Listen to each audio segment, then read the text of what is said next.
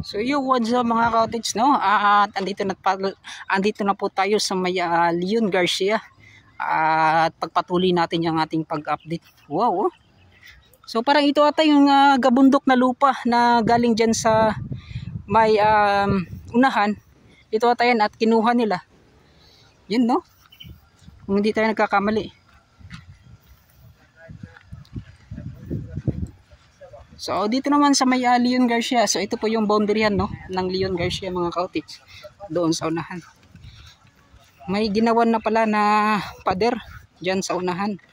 So yan, pupunta po yan, magtutuloy-tuloy hanggang dito. Yan.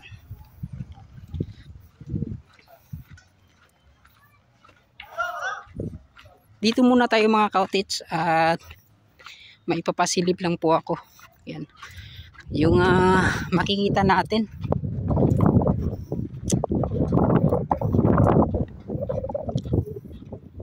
Yung gabundok po na lupa na nandito. So yun na po yung taas po. Yung sa kalsada sa ginagawang flyover. Yan, no. At yung buong itsura sa paggawa po dito sa kanyang landing area. Yan.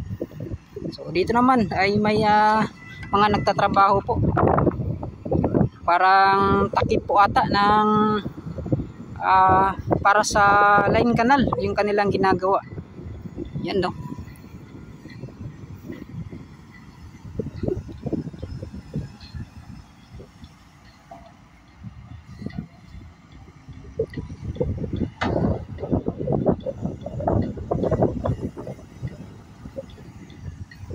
So yun, at pinasilip ko lang sa inyo ng konti. Yan, pasilip sa inyo yung ginagawang kalsada sa ginawang flyover. Yun, ito yung update natin. So papunta na tayo doon sa Leon Garcia at hanggang doon sa Connecta po sa kabila yung UBI, and then doon sa may Barangay Duterte. Yun, no.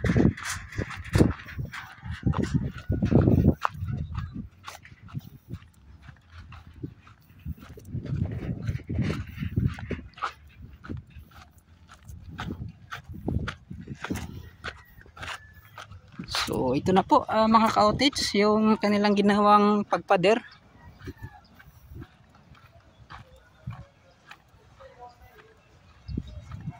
You know. Boss, vlog ko nag-update ko. Yan, salamat. So ito na po mga cottage, no, yung update natin sa may Leon Garcia. Yan, Agdao, Davao City. Ito malaking tulong yung yung kanilang ginawang pagpader para yung mga tao po ay hindi na po nakakalabas pasok dito po sa ginagawang Davao Coastal Road.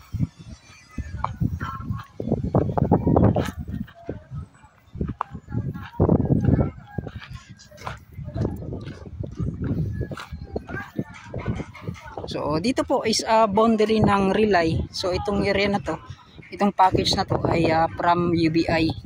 So kanila na po yung area hanggang doon sa unahan sa may abutment A. And then hanggang doon pa pala sa tawag niyan, sa may mini forest, Barangay 23, yung sa may Badjao community. Sir, yun. Yung kanilang package. Yan mga cottage.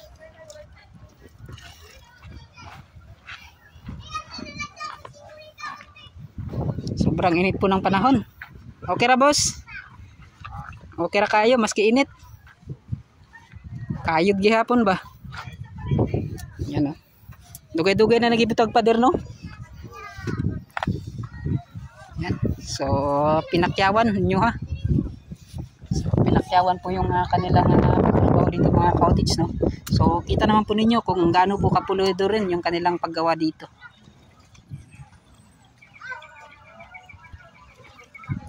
So doon sa unahan. So yung kanilang ginawa dito mga cottage is kalahating hollow blocks and then kalahating cyclone wire. Kasi yun nga po, kapag medyo malayo lang sa mga kabahayan ay cyclone wire talaga yan yung kanilang gagamitin. Pero kapag may mga kabahayan na malapit lang talaga, yung kanilang ginagawa ay buong hollow blocks po yan. Yan, no? So titingnan natin kung di na siguro po muna ako papasok dyan, no? Dito na lang ako daan sa area to. So yun mga ka-cottage, kita-kits tayo doon sa unahan. And let's go. Yun mga ka-cottage, no, at andito pala tayo sa ginagawang Davao Coastal Road at sa may Leon Garcia sa unahan po dito mga ka-cottage, sa may pumping station niya. So yung ginagawang minor bridge. So dyan mga ka-cottage, yung paggawa po nila ng girder. So yung mga bakal, nakita po ninyo na kanila pong sinimulan na at para po mailatag na po dito. So hindi pa po yan basta-basta yung paggawa ng girder mga ka-cottage, napakarami pa yung proseso. So kapag nabuhusan, itetest pa yan kung okay ba, tapos kumbaga paugahon ba, ipapatuyuin pa yan ng ilang araw, so bago po mailatag dito. So nilagyan na pala nila ng cyclone wire harang para wala na pong makapasok ng mga residente, mga tao dyan sa ginagawang coastal road. Yan, no?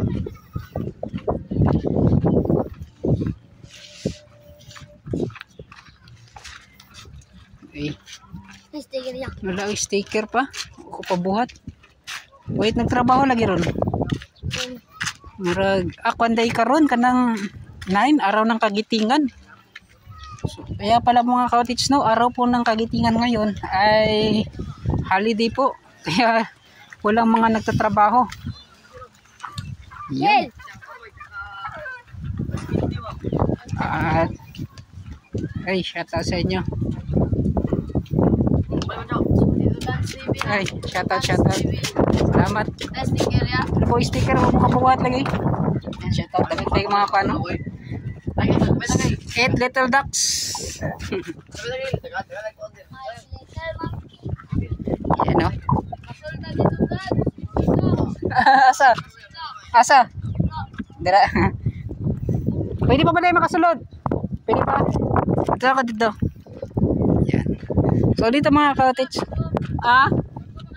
Dugay na. Karon, no? Karon ba? Yan mga ka-cottage. So ito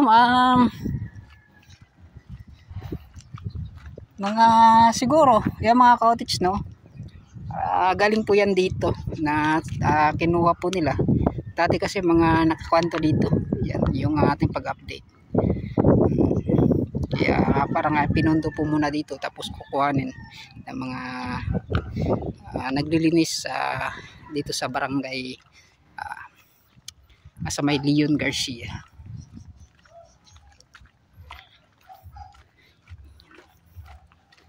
Sobrang init po ng panahon at kulang na lang ng sauce pang marinate.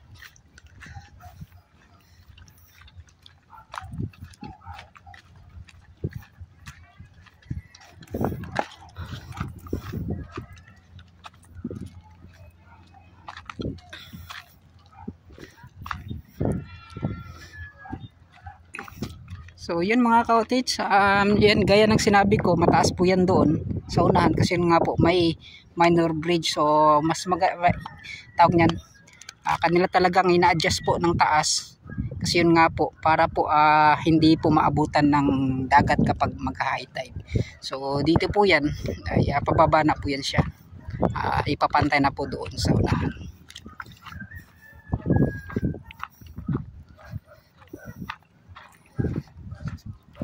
So yun mga ka-cottage, no, yan may nabalitaan pala ako dito banda. Parang dito ata lalagyan natin daw nila ng tawag niyan. Dito ata ilalagay yung barangay hall ba yun? at basketballan. Yan, ang tawag nun, covered court. So yun po yung nabalitaan ko ata sa eryang to, dyan banda. Kaya po ay di talaga yan pinapabahayan.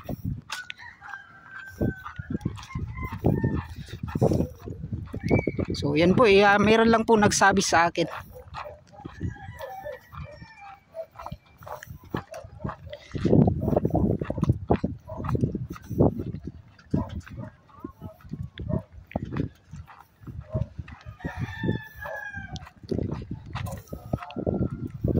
So dito na tayo sa pagdugtong po ng dalawang package. So yung mga cottage, no, andito na pala tayo sa may Barangay Duterte, sa package po ng UBI, at doon po sa una is Barangay Duterte. So sakop pa rin po ito ng Leon Garciata. So dito po sa Barpa mga cottage.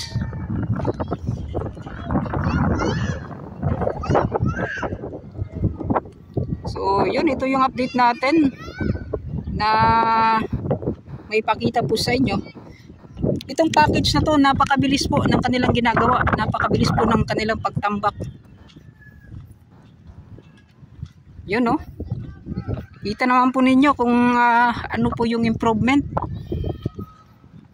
Ibang iba talaga mga cottage, no, kapag walang sagabal, kasi yung access road nila doon maganda po yung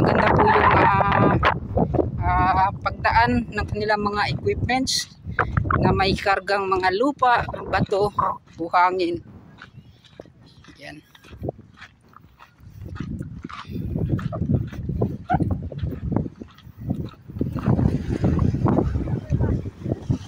Nulit ko doon po sa dulo, sa unahan, Vicente Lao Company na po yung nagtatrabaho. So yung kanyang package ng ang tawag nito, itong UBI, ito mga cottage na napakahaba. Siguro nasa mga 400 meters yung haba po ng package na ginagawa itong UBI. Napakabilis. At wala akong masabi kundi goods na goods talaga yung kanilang ginagawa dito.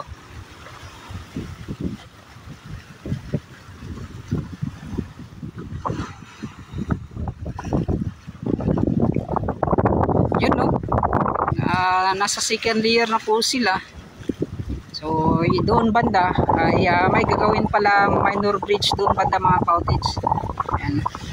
Tapos nakita ninyo sa unahan, no, yung paglagay na nila para dito sa parang flooring ata, para pag gagawan na po yan nila ng tawag niyan, ng wave deflector. Yan, kapag may flooring na po yan mga cottage. So unahin po yan nila ganito, rarabol na po yan, bubuhusan po yan nila ng simento, tapos bago po nila gagawin yung wave deflector. Ganun po yung proseso kanilang ginagawa.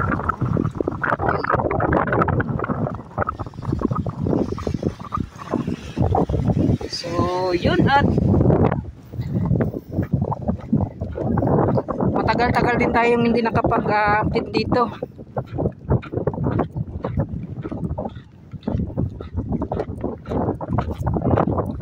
So goods na goods pa rin naman mga cottage, no.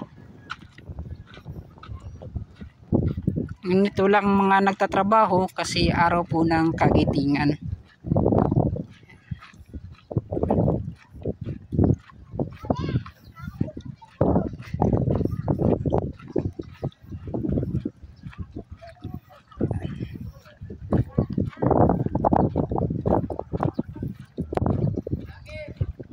Uy, shout out tayo dito. Yan, shout out sa inyo. Nag-vlog ako. Yan, shout out. So yun mga cottage, no, dito naman banda ay talagang sumigwi po sila. Yan. Hindi talaga tinamaan itong napakatagal na po nito mga cottage. Napakalayo din kasi doon, no, sa mga kabahayan. Kaya siguro hindi na to tinapos. Napakalaking gasto rin to. Siguro nasa mga gagasto to ng 100,000. Ito lang mga cottage, poste, tapos beam. So ngayon napabayaan na. Yan, no. So yung mga cottage, ito yung update natin. Sunod na lang kasi nga po hindi tayo makakapunta doon kasi bawal na bawal din kasi dumaan doon sa access road na sunod na lang natin sa pag-update.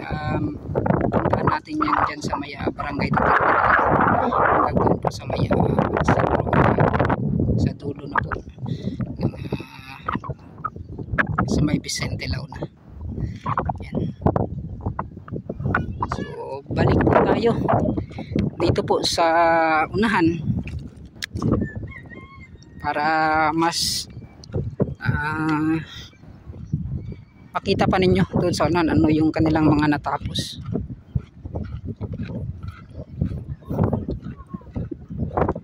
Yan, so dito sa package na to, goods na goods. Yung kanyang pagtambak, yung kanilang pagtambak mga cottage. So mega shoutout sa UBI company na ganito po kabilis na ginawa ninyo itong package po sa ginagawang Davao Postal.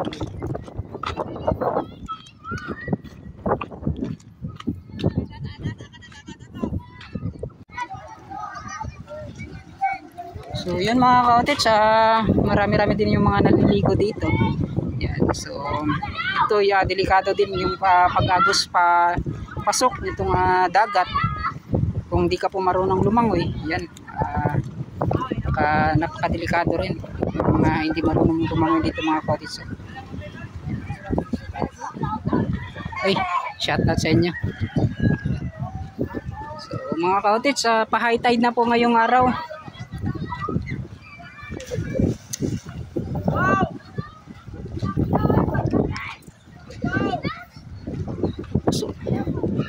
Sobrang init po ng panahon.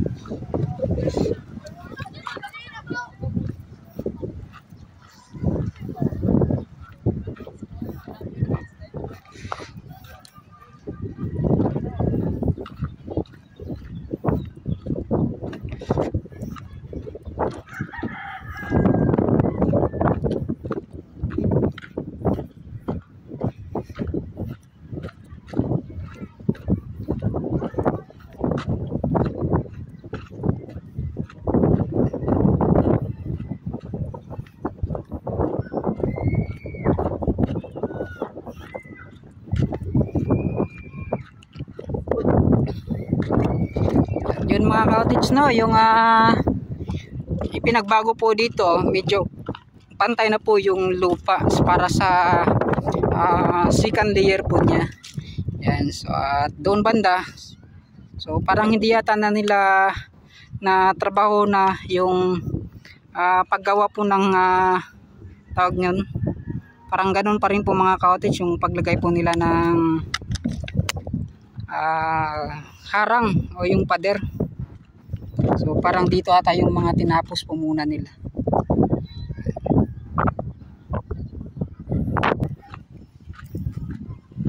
Mega shoutout sa mga OFWs natin. Yan, sa lahat ng mga solid supporters natin, solid viewers, solid subscribers.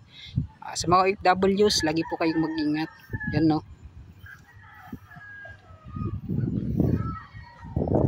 So 2027. So dito natin alam kung ilang taon pa talaga yung tatagal bago po matapos itong ginagawang Davao Coastal Road. 2027 or mga hanggang, so di natin alam, or hanggang 2029. So ganon. So hintayin na lang natin mga cottage kung kailan ba talaga ito matatapos. So yung importante talaga ay ito na, nakita na talaga natin yung improvement beron yung ginagawang Davao Coastal Road. So yung sa may kwan pala mga ka-audits, sa ginagawang Davao River Bridge, may greenway na pala na inumpisahan. Nakita ko sa vlog ni Sir Roel P.